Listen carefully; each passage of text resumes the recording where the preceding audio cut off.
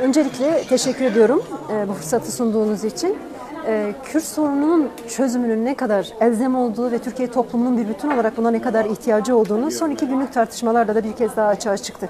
Sadece bugün bile sabah basına yansıyan haberlere baktığımızda sorunun çözümsüzlüğünün neden olduğu sonuçları görüyoruz. Bu sonuçlar ortadayken çözümü ertelemenin de Türkiye toplumuna bir getirisi olmayacak. Bu çerçevede yıllardır var olan varlık mücadelesinin bugün artık İmralı'dan gelen yeni bir mesajla buluştuğu bir günü yaşıyoruz. Tabii ki heyecanlıyız, tabii ki çok duygusalız ama aynı zamanda yılların getirmiş olduğu bilgi ve deneyimle bir bütün kendimizi var ediyoruz, gerçekleştiriyoruz. Bir kez daha bir gerçekleşme yaşanıyor.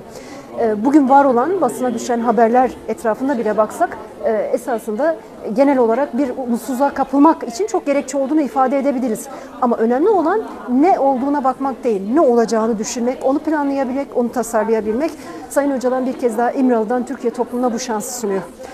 Ne olacağını hep beraber tartışacağımız, hep beraber örgütleyeceğimiz, hep beraber sonuca ulaştıracağımız bir döneme girebiliriz. Bunun için herkesin çok yoğun emek harcaması gerekiyor. Ve en önemli mekan tabii ki parlamento ama parlamento dışında da sivil toplumun önemli bir işlevinin, rolünün olacağını ve tabii bir bütün olarak kadın ve gençlik ve sürecin toplumsallaşması için yoğun bir çaba içerisine girileceği, emek harcanması gerektiğini altını hepimiz önemli çiziyoruz. Ortada yarım asırlık bir gerçek var ve yarım asırlık gerçeğin son 25 yılını yani çeyrek yüzyılına da Türkiye'de iktidarı yaşamış ve bu süre içerisinde var olan sorunun çözüm ya da çözümsüzlüğünden kaynaklı her türlü olumlu olumsuz yaşanmışlığa, gelişmeye vakıf olan bir iktidar gerçeği de var ortada. Ve 31 yıllık bir de sorunun barış temelli tartışılması süreci var Sayın Turgut Özal'dan 1993 döneminden bugüne kadar. Yani ortada sorunun çözümü için birçok done var, birçok yaşanmışlık var, sonuç çıkarılmak istenirse birçok deneyim var ama önemli olan bu iradeyi ortaya koyabilmek.